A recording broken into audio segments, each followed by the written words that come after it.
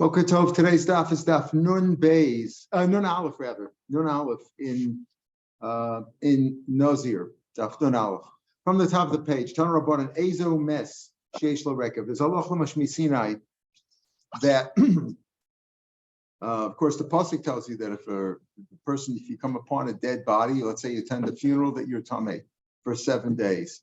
But there's also Allah Mashmi Sinai, like we saw in the Mishnah, that the corpse dust of a body is also metamayu, even though there's no body there anymore. It's simply the dust that remains after the body's decayed.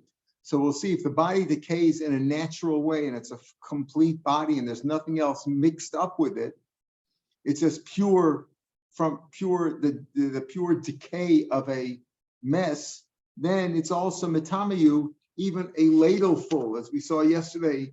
Even a ladle full, which is like a handful or a palm full of this dust, of this corpse dust, that also is metame. Maybe. Okay. So what kind of a mess has this corpse dust? Not all mesim do.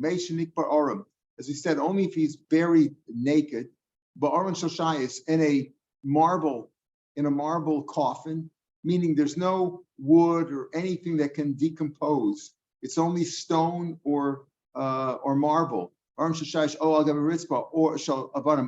it's on a stone floor. In other words, he's buried naked in a stone floor with nothing on him, no garments, no tachrichim, no wood or anything. That's like if that is a mesik. In other words, when that body decomposes and turns to dust, if you have a ladle full of it, that's metamayu, b'magamasa, or even ba'oel. Nikva b'ksusa, let's say though he's buried in his garment, like with tachrichim or whatever, or ba'aron shalates, or in a wooden coffin, wood also decomposes, or it's even on a floor, not made out of stone, but out of brick. Brick also will decompose. It's just made from straw, etc. That's not rekev. That's not rekev. Even though it's the same dead body, but now when it decomposes, it's mixed up with what we call a foreign matter. It's not the body itself, it's a foreign matter. In order for it to be rekev, it has to come from a combination of flesh, sinews or tendons, and bones. It's got to be a whole body there, which has flesh, tendons, and bones, and that decomposes and turns into what we call dust or corpse dust rekev. Esvei, Rava La'ula. We asked this Kasharula, you said you have to have all three. It says over here, rekev above and abasar, if it only came from flesh. In other words, somehow some of this flesh was set aside, not intact with the body, and that decomposes, tahar. That's pure. Hamina etzim tamei. You said if it comes from an abasar and a gid me'atzamos, it's got to have all three. Smashba, if the dust was the decay, the decomposition came from flesh alone, that's tahar. Mashba, if it came from bones, that would be tamei. There's no basar. Ema, no. This is what he means to say. If it only came from flesh, tar, it's not, if it's only from flesh, again, that's not the rekev. Where do we get this from? It's not something we thought about our own. There's some logic to it. It's simple that if you had basar and atzamas and bones, you had flesh and bones, all flesh and bones, right? You're all flesh and bones. If you have flesh and bones that decomposes together, then it becomes rekev. Otherwise, it's not. Ula said that you have to have all three. It's only considered corpse dust if you had all three: flesh, tendons, and bones. Here you're trying to get to say if it came from basar alone, it's tar, unless you have bones with it. So you have to have basar and flesh. You can't have flesh and bones without having gidim, without having tendons, muscles to connect them. So that can't happen. So he really needs all three, like Ula said. Amar Shmuel Barabba. Why would the basic process is a problem? If it's mixed with dirt. Oh, good. Because in the case of the base of pras, the concern is not that you're tamid ba'oel. The concern there is there might be a small piece of bone, not dust. We talk about here dust. We mean the body's been totally decayed. So all that's left there is dust. Now the dust, as we'll see, mixes with the earth. That's natural. but even that, by the way, if that mixes, if it decays and it's mixed with the earth, according to the first price over here, that wouldn't be corpse dust either, because it's mixed with it. It's a different halacha that he owns the earth, meaning if you move the body, you have to take the earth with it too. That's called tfusa. We'll get to that in a second. But you're questioning in the case of the base of pros, why is it tamei when you don't have all three factors there? There we're not talking about corpse dust. We're not talking about breakup. There we're talking about a small piece of bone. If you touch a bone of a body, of a corpse, of a mess, not talking about ohel either. We're talking about a small bone, a piece of bone the size of a barley bean. Etzem kesora, a very small piece of bone. That's matamayu. That's the concern over there. We're not talking about corpse dust. Is the difference. Corpse dust, you have to have a ladle full of pure corpse dust with nothing else mixed in to be matamayu. And that's matamayu even by magmasa or ba'oel. There we're talking about something, and it's only drabanan because we don't know for sure that there's a bones there at all. And there's a way to get around it if you have to go through there by blowing, and if it's been trodden upon, so make sure you don't touch any piece of a bone. There we're not talking about corpse dust. So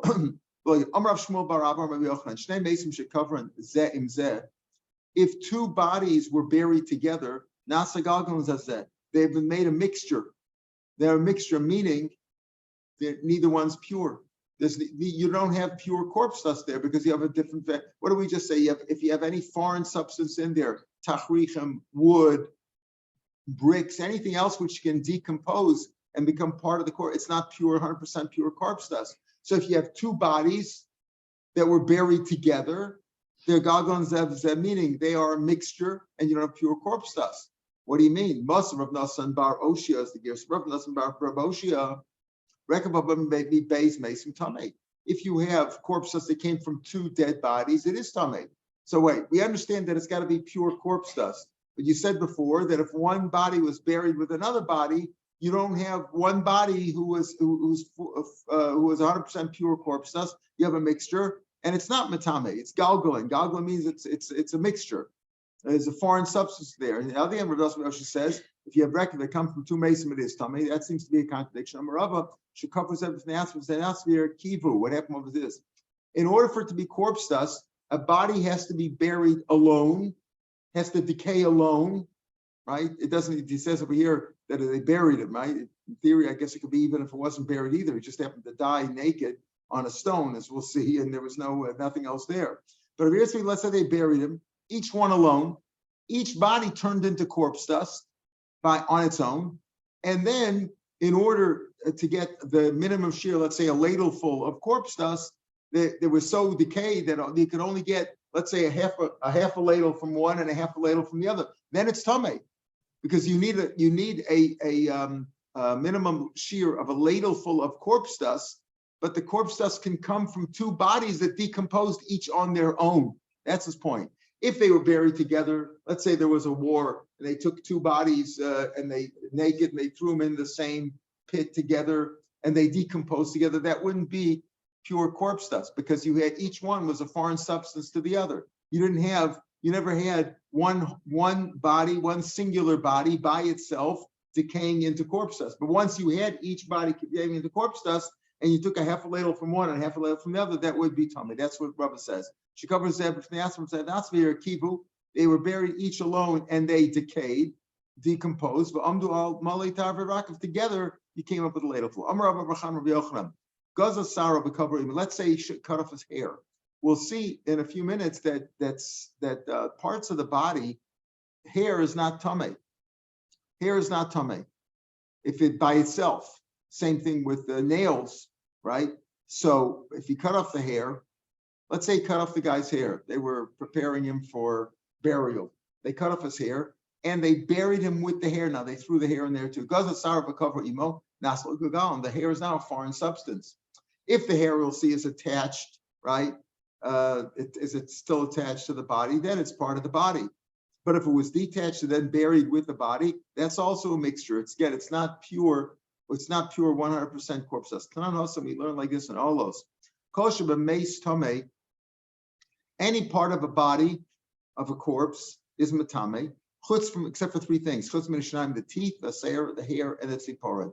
except hair and the teeth and the hair and the nails, fingernails or toenails are not considered tamei by themselves, right? So any other part of the body would be tamei, but not those. V'shas born while they're still attached to the dead body, then kulin tamein. So, for example, if you touch the dead body by touching its hair or its fingernails or its teeth, and it was still attached to the body, then you're tamei, because it's still part of the body. But once it was detached, it's not matama by itself. And in fact, if you bury that together with the body, it's a foreign substance and would render the rekev to be not tamei. It's not pure 100% corpse. Okay. So you say over here that if it was cut off, the hair or the nails were cut off, they're not considered part of the body, and they're not matame. And they would be a foreign substance if you buried them with the body. What happens if the nails were long and the hair was long and they were about to be shaven? The guy died. He was about to go for a haircut, or he was going to the nail lady that day. Do they have nail men? I think they're all nails. He was about to have his nails cut by his podiatrist, whatever it was, right? Is that considered as if they're cut off? So me, I'm going to do you say we have a general cloud by many things in halacha that if it's about to be cut off, it's ready to be cut off, it's as if it's cut off already, and therefore it's not mitame, and therefore also not only is it not mitame on its own, but also would be considered a foreign substance if it was buried with the body. Odilma hashtami al. The fact is, right now it's attached. So why don't we paskin it from Rabbi Chana, which Rabbi Chana said before? Rabbi Chana said that if you cut off your hair and they buried it with the body, that's considered a mixture. Time mishum because he cut it off. Holo gazas. But if he didn't cut it off, it says if he cut it off and he buried it, but if he didn't cut it off, it's not considered a foreign substance. And even if it's about to be cut off, it says mulo hachakamer. That's what Rabbi Chana says. Gazas are if you cut off the hair, then it's a mixture if you buried it together with the rest of the body. But low gazas, if you didn't cut it off, even if it was about to be cut off, was ready to be cut off, he had long hair. I mean, boy, like that could be a question. Today you could have a question, what's considered, raw to be cut off? In our case, any hair that we would get. But most of today you find people with all kinds of long hair, short hair. So what's considered ready to be cut off? Maybe each person to his, the way he normally gets his haircut. So here is an interesting question. Let's say you had corpses that came not from the regular parts of the body, but from the heel. So the way Tosas and other Rishonim learn means, because the heel many times has a lot of thick, dead calluses, but like the bottom of the heel, sometimes, especially in those days when they walk, barefoot a lot, the bottom of the feet are very hard. There are some tribes or whatever that never wear shoes, and the bottom of their feet becomes very, very hard. It's almost like dead matter. As if you try to get it cut off, a callus, if you have something over there, it doesn't hurt because it's dead. There's no blood flow there. So they learned that the question is, is that mao? Is that also considered corpses? From the whole body, low, because it's like dead already. So it's not really rotting. It's been dead already. That's the question that he raises. Tosa says that the fish breakfast a lot of yeshba obi basar. There's a thick layer of flesh. Shem b'chias has no life matter in it. It's not alive. Is that also considered rekev or not, or is it considered maybe a mixture? Rashi learns the appearance that we have. Rashi says that what he doesn't mean literally the heel. He means anything below the loins, anything like from the waist down. Maybe it's only from the main parts of the body, the vital parts above the waist, not the parts below the waist. So that's the question. So he tries to bring a proof. So maybe in the question, you might assume that he's asking, is that considered, if it only came from the akev, that part, that's not maybe considered rekev. Tashmal, proof. The Tani Rav Nosson Raboshi we had before, rekev of Mishneh Mason, we just had above, that if a rekev came from two bodies, it's tamei. When is it tamei? When each body was buried alone and decomposed on its own, 100% of corpse dust, and then the two corpse dusts combine to form a ladle full, then it's tamei. Now, if you say menekev low, if you say if it came from the heel that doesn't make corpse dust halachically. So how do you know how it got mixed up? Maybe once it's corpse dust, you can't see. Maybe if you look at this corpse, maybe it came from the heel. In other words, if you're saying that if it came from the heel, that it's not really tamei, and doesn't develop into corpse dust, and in fact it might be a foreign substance. Well, it's not a foreign substance if it's buried with part of the body, but is it considered rekev? Is it considered rekev to make up the ladle full that's matamayu? Maybe it's not.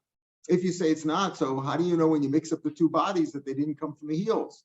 The whole body decomposed because that's not a problem at all. If the whole body decomposed and now you took it, some came from the heel or from the bottom part of the body, that's not a problem. It's still part of the whole body. The question is when one limb decomposed.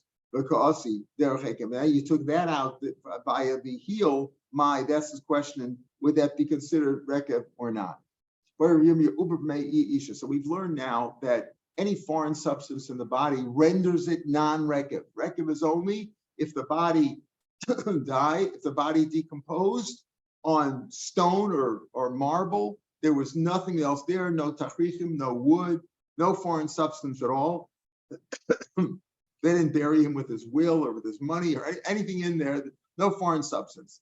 Now the Gemara asks interesting questions. What happens if a woman, what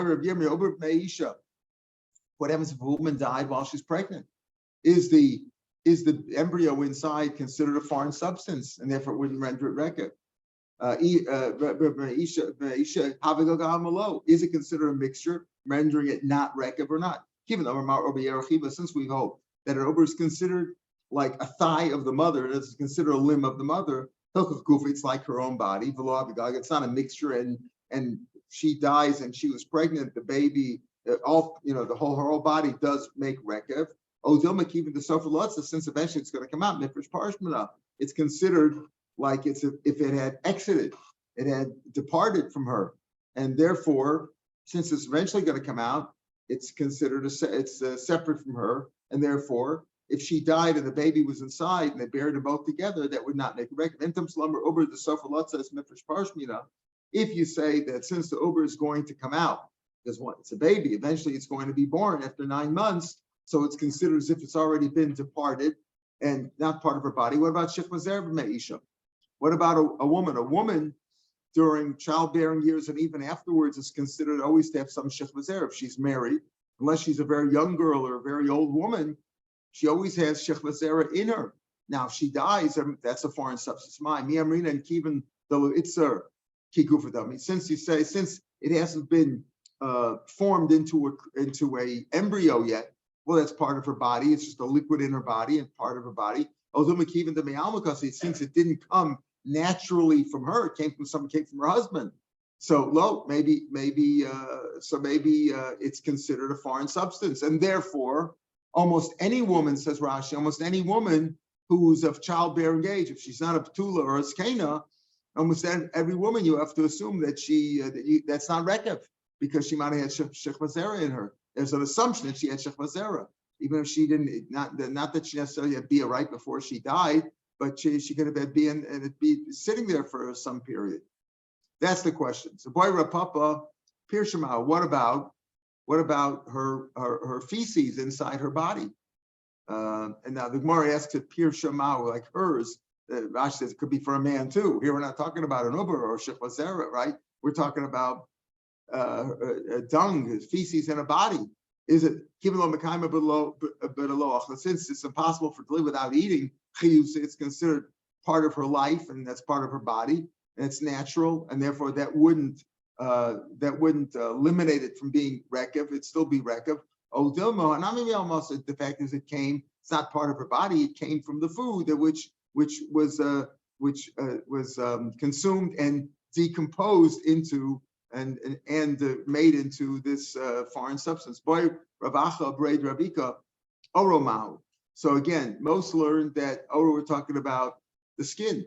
Going with the Shita, there's a question whether the skin of a person is matame, dead body, or only the flesh underneath the skin.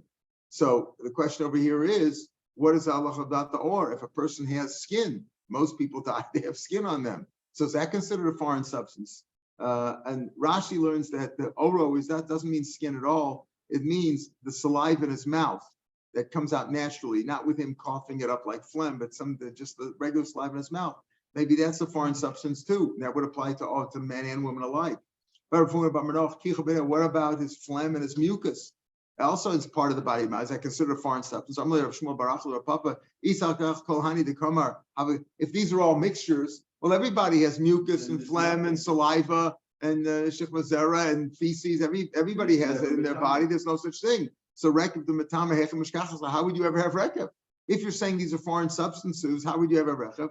The answer is the shkailem. They first gave him what we call an enema. There was a place in Eretz Yisrael where they had some trees, and between the trees, he gives the case that he brings down the Gemara in Shabbos that so there are two trees in the Eretz Yisrael, and there's a spring that comes out between them.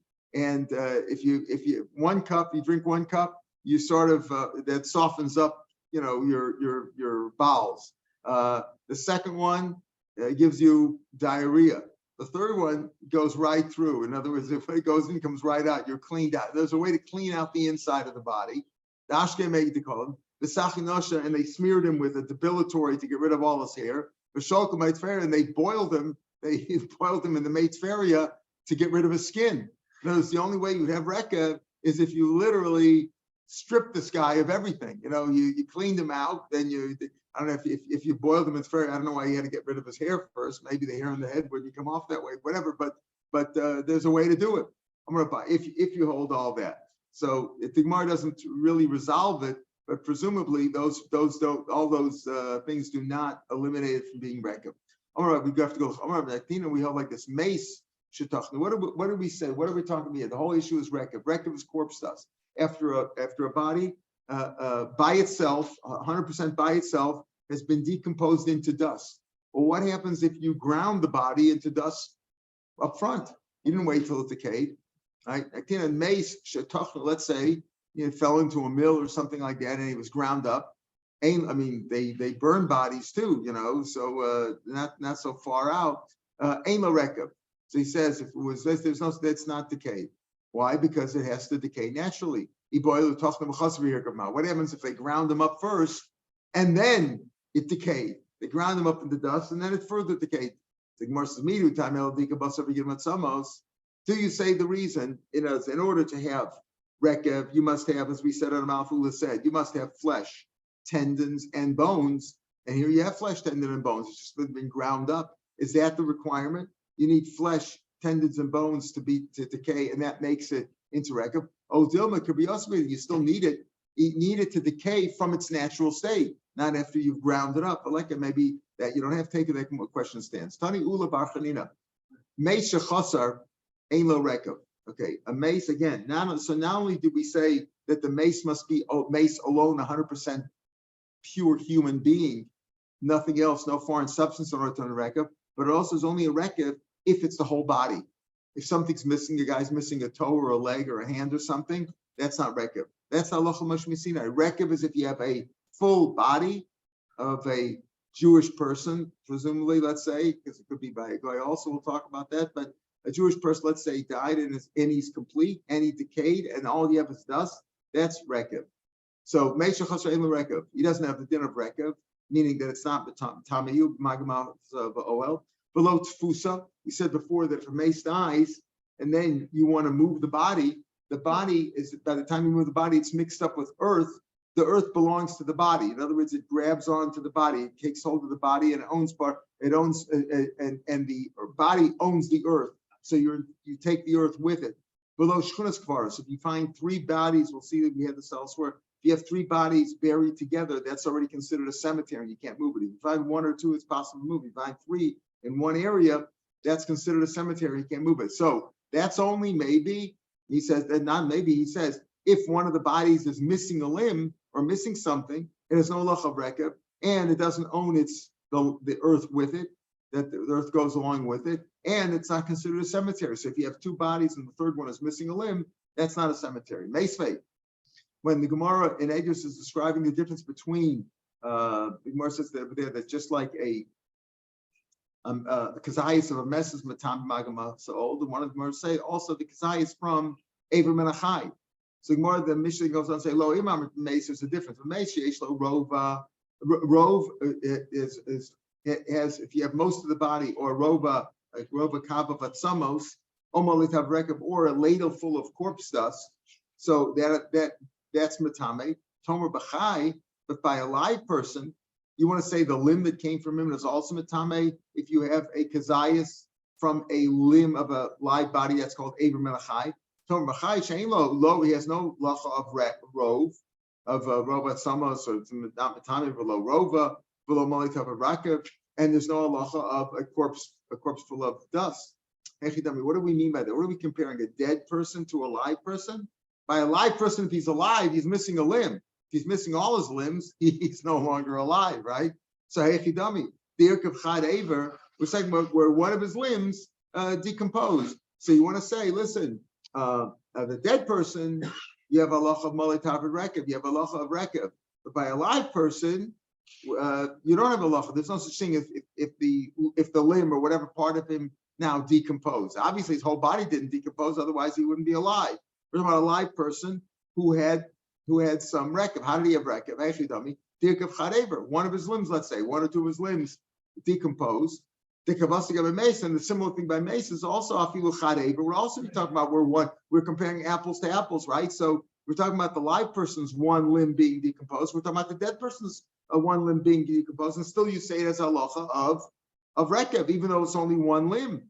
So you see, so how could he say? Ula Bar Chanina said that if a mace is missing a limb, there's no halacha of rekav. Here you see apparently that even one limb produces rekav. Afilu chad aver the Gemara gabe mace afilu chad aver ika rekav. Gemara says no, that's no proof.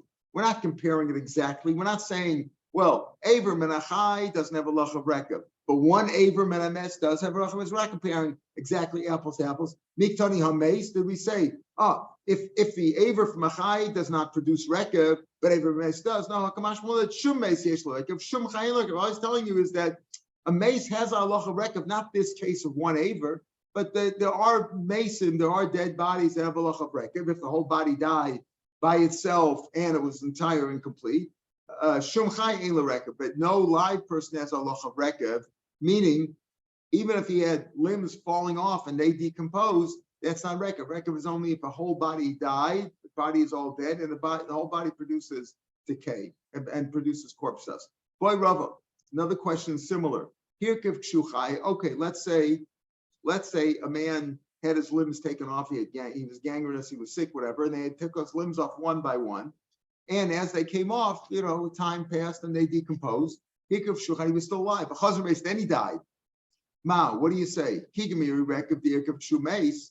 Is the halacha l'moshe misinai, the gemira, the tradition that we have, is only corpse dust, the decay that happened after he died. Or do you say, well, what's the difference? Part of the body decayed while he was alive, part of the body decayed after he died. What's the difference? Right now he's dead. So the Gemara wants to prove from that same case. Tashma, lo imam, the same case of Edios. Lo imam, meishish lo rov, v'rova, malitav rekav. A dead body has a halacha of rov atzamos, rova kav atzamos, or rov binyano. Rov is binyano, probably rova is on rova kav, malitav rekav has a halacha of rekav. By mace, tomer b'chai that doesn't have a halacha. Time mishum chai, because he's alive. Hameis, it's mashma. Once he died, yesh lo rekav. It's only while he's alive, not when he's dead. Again, the Gemara doesn't say. Gemara says that's not the proper deduction. Niktani hameis. You didn't say while he's alive. There's no halacha rekav, but once he dies, then the halacha rekav takes place even retroactively on the limbs that decayed while he was alive. Simply telling you, kamash mulan, as we said before, the shum meis yesh lo rekav, shum chayin lo rekav. That there's a difference between a chay and a mess. A mess sometimes has a halacha rekav, not all cases, but some cases. If he died complete, not missing any limbs and no foreign substances, and a live person has no halacha rekav. Period. There's no halacha rekav.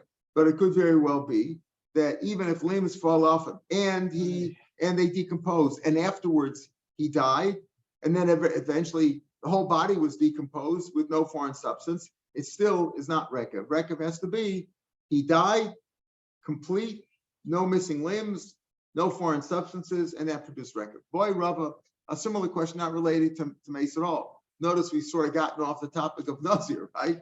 We haven't mentioned Nazir once today, except when we said that we're holding on Daf Nun Aleph and Nazir, right?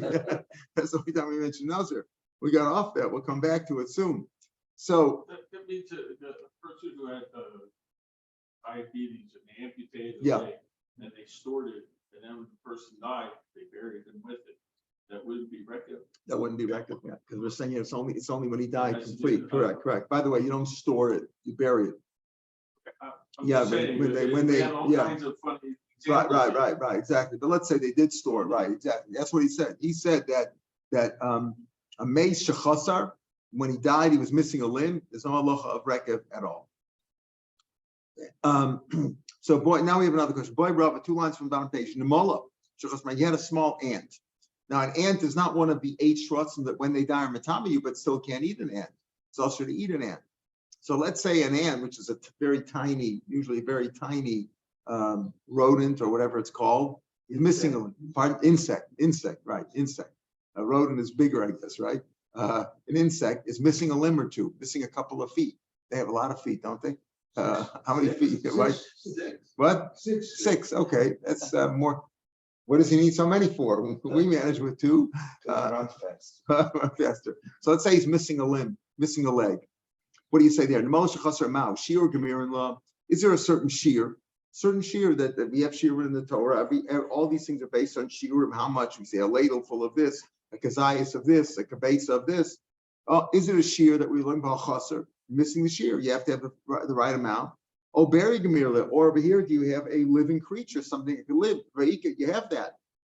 You're missing a limb. You're missing a limb. So Rashi says rubo kakulo, but most of it's there. Rashi says the boy rubber the moment koshu v'achla, and you ate it. Now shear nemol shleim. Is that the shear? You have to have. Did the Torah say how much you have to eat of a nemola? Probably it's one of the smallest animals or insects around. So do you have to have that minimum shear? But it's missing something. You don't have the right shear. You don't have a full insect. Or do you say no? The chiyuv over here is on the beria, on a live being. The chiyochel beria machayev, chiyochaser nami chayev. You still have a beria. It's just missing a little bit. And ruba kakulo. Well, you have. That's the question. Amar Peter going to start the top of Nun days. I said today we've started with Nun days, right? Amar Peter going to start the toshma. Pasuk says in terms of the 8 shrutzim that when they are dead, they're matamayu. Again, that only dead animals are matame of any animals of any sort. The only beings that are alive and tameh are Jewish people. So tashma meratorah, tashma bohem. It says Eila tmeim lachem b'chol sheretz, Eila tmeim lachem b'chol sheretz kana geh bohem b'mosam. If you touch them, mashma, all of them, when they are dead.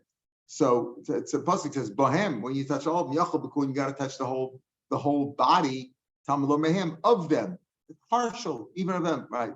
So it's imehem yachol miksasin, so that's partial tamalo mehem. So we seem to have a steer in the pasuk.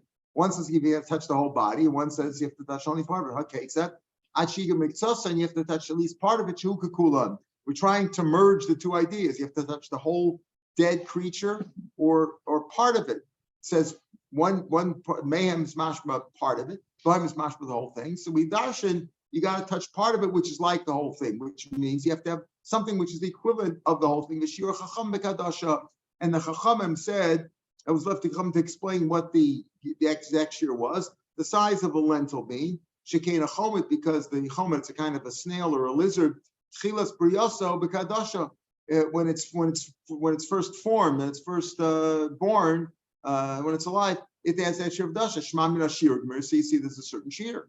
So you have to have the shear. In other words, when it comes to the shear, you have to have either a kadasha, or if the insect, let's say, is smaller than that, but it's got to be the shear of the size of the whole insect.